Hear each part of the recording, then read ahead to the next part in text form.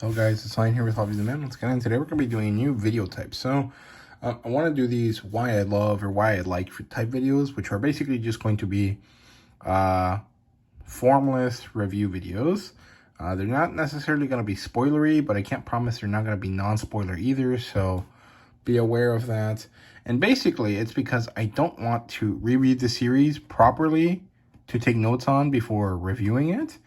Since I've only read the last volume recently, I have not read these since like late last year, and I don't want to reread them, right? So I'm just going to give you a general kind of like synopsis, idea, kind of, you know, general thoughts on the series and why I like it. And that just, it's just to satisfy my personal needs to organize my channel more than it is because it's meaningful to you guys if it's a different format. It's just for me, but hopefully this is a good type of video and it'll help me cover series that I'm not necessarily interested in reviewing right now, or I can't review because I'm waiting for more volumes of them to come out, or whatever the case may be, right? So yeah, without further ado, let's start. So we're going to be talking about No Matter What You Say, Furi-San is Scary, which released in Japan as Tonari no Furi-San ga Tonikaku Kowai. It published in 5 volumes with 47 chapters, although I think there's a little bit more chapters in the actual book because a lot of them have extra chapters, bonus chapters. It's completely finished in 5 chapters. I think it might have been canceled, but it actually finishes in a way that I think is satisfying, which is pretty surprising if it was canceled, right? It was published from November 22nd, 2018 to October 27th, 2022 in Japan. And in English, it started November 2019 and ended November 2023, I think. It was something like that. Actually, it might have been 2020 or 2021, actually. I think it was November 2021 when it started releasing, and it finished releasing in November 2022. It was a very short release window, well, actually, it was pretty long for 5 volumes, but it wasn't so bad that you feel like you're waiting forever. Like, you know, if you're a JoJo's fan, you probably know what I'm talking about, where, like, you JoJo's fans won't get, you know, Steel Ball Run until like 2 years from now or something, right? And, you know, the series is like 2 series ahead of that. So, yeah, but anyway, it doesn't really matter. The genres here are romance and comedy and school life. And the demographic is shonen, and it was serialized on this thing called Comic Rex. I'm not exactly sure if that's a digital service or a magazine, but I guess it doesn't really matter. And the author here is Seiichi Kinoue, and the main characters are Furi Yuko, Taira Namita, and I guess that's it. There's a few supporting characters like Takao Okuta and Kaho Maeda, but they're not, you know, it doesn't really matter. The 2 characters that are important are just these 2, right? So yeah, now let's look at the edition, and then I'll tell you why I love this series. So hopefully this is a good type of video for you guys. So let me flip this. I'll show you each book by itself. So here's book 1. I actually like this cover. I like that it focuses on her. And I like the back here as well. It's very cute. It shows you exactly what the relationship is here. She's kind of interested in him. She thinks he's cute, and he's kind of scared.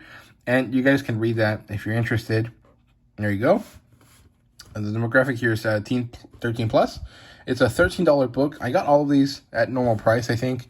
Maybe one of them I got cheaper. And it was worth it to me in the sense that I really like this, so I'm willing to pay full price for it. But these are not very thick volumes. They're kind of par for the course for the 7 Seas books, but they're not that thick. So I would recommend that you get them discounted prices if you can. There's a color page in the beginning of each book, which is wonderful.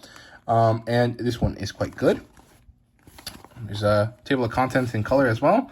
And there's these images down here. Now, these are actually the interior images for the cover of the book. So in Japan, they do this cover, which is a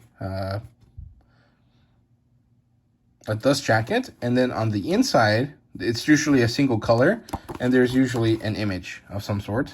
And in this case, the images are put under here on the table of contents in color so that you can see the line art real well.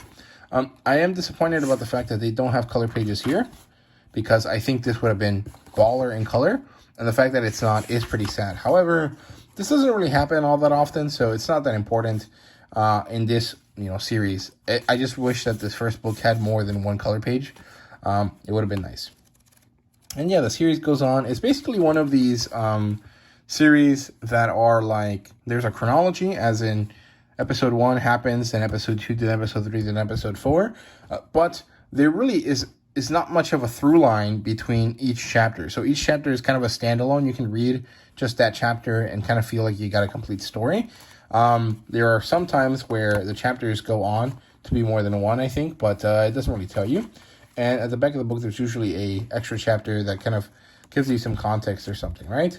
And then there's, of course, extras and stuff like that here in the back sometimes, but, that's kind of par for the course. There's volume 1. Here's volume 2. It's the inside cover. I like it. It's cute. Here's the back. The inside cover illustration. Bonus chapter again. And nothing else. There's the back. Again, $13. To me, it's worth it, but your mileage may vary there. It's up to you. Here's number 3. Good cover again. That classic Japanese delinquent pose I like. Here's the interior.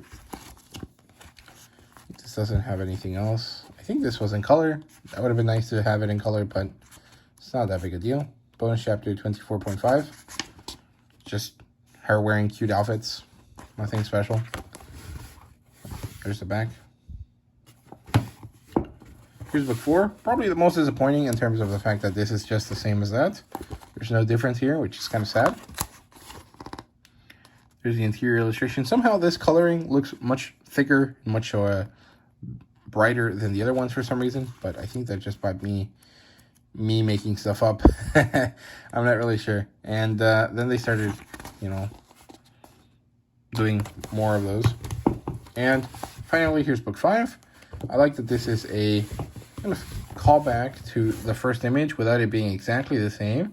It kind of gives you the same kind of understanding, where here she's new and sad or angry, whatever you want to call that. And then here it's the end and she's happy because she has friends and people she cares about, right?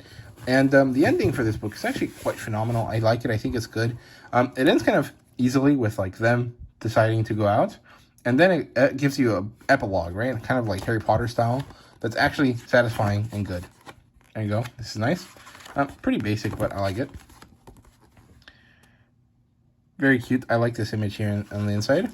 And yeah, I'm not going to flip through to the end, but I like it. I think it's good. So, why do I love this series? Well, for one, I think one of the great features of it is that it's short and easy to collect.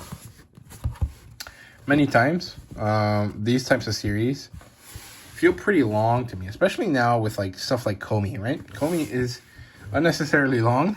I mean, I love the series, right? But I do think it's quite long, and it needs to kind of start ending here soon. But it probably won't for a while because it's just so insanely popular, right? And for good reason. I think Komi is good, but I like that this is short. It's sweet. It gets to the point, and I like the characters a lot. Tiara is your basic kind of like main character protagonist, as in the sense that he is normal, he's nice, he's considerate, and he's also not necessarily popular, but not unpopular. And he realizes later on that he maybe is more popular than he thought. He just wasn't really aware of it, right? And so there's nothing too different from any other ones. Like, he's exactly the same type of character as Tadano, or the guy from Hokkaido Gals, or the guy from Hitomi-chan. He's pretty different from the guy from Nagatoro, but this is all kind of in the same kind of realm, right? The female character, Furi-Yoko, is wonderful. I love her. She's quiet and reserved, and she has a bad rap just because of how she looks, not even really because of who she is. And I love her, and I think that it's very interesting and kind of cool how as the story progresses and the characters decide to interact with her more, you get to understand why she is the way she is. And it's just because she has a lot of responsibilities, because her parents are out, and she has a lot of siblings, and so she needs to do her best to take care of them. And that means that she ends up being kind of perceived as a delinquent, even though she's just being a really nice, considerate person. I love her. I think she's wonderful. I really like her. I think it's really funny that she has like resting bitch face, but she's actually super soft and warm on the inside, and I think that that's great. I like that she pursues the main character instead of letting herself be pursued. This is pretty common in these types of series, but there's something about the way that it's done here that I find really enjoyable, because it's not like Naruto where she's harassing him, and it's not like Hokkaido Gals where they're so over the top that he kind of just has to go along with it. In this case, it's a very conscious effort from both of them.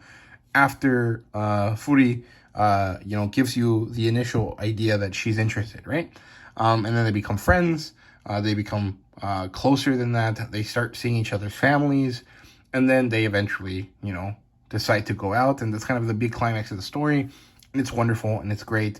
I love how Furi being interested in Taira, and then him reciprocating opens up the world to both of them, right? It makes them be able to enjoy things more openly, be able to gain friends more openly, and it's really a great representation of like finding someone that makes you better for yourself and for others, and how great that can be, right? It's not necessarily kind of like there. You don't necessarily have to learn that from this book, but it's a good representation of something like that, right? Where like the idea that like meeting your other half is really important, kind of, right? And maybe love isn't like that, but it's a nice thought to have, and it's a nice thing to kind of display in a series like this, right? So I think they did great. I love the art style. It's very cute. It's not super simplistic, but it's not over the top. I think it's just the right type of complex for me. I like it a lot. I think it's nice. It does have that kind of like Nagatoro Komi vibe-ish. I don't know. Those are very different kind of vibes to stories, but you kind of get what I mean, right? Like it's cutesy and simple, but just right to make you interested in it and kind of enjoy this without, having the mangaka kind of really tired about drawing this type of stuff, right? And I like this character. He's funny. And yeah, I don't know. Overall, it's very good. If you like Komi, but kind of got tired of it because it takes so long, I recommend you read this instead. Because it basically has the same kind of idea, or kind of the same basic romance plot, but because it's so short, it's executed at a much faster pace, and you might like that better, right? I think Komi is better than this personally, but that's because Komi gives me other things that are much more important than just the romance plot, right? But if you're interested in the romance plot and you want something like Komi, but don't want to, force yourself to read through 30 chapters, 30 issues, 30 volumes is the right terminology here, sorry. This is the right way to go.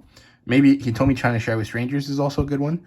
But I recommend this since it's finished and you can really, breeze through this as fast as possible, right? So, yeah, those are my thoughts. This is the reason why I love the series. There's a lot of great stuff in terms of characters, and the shortness of it is really, appealing, right? So, those are my thoughts.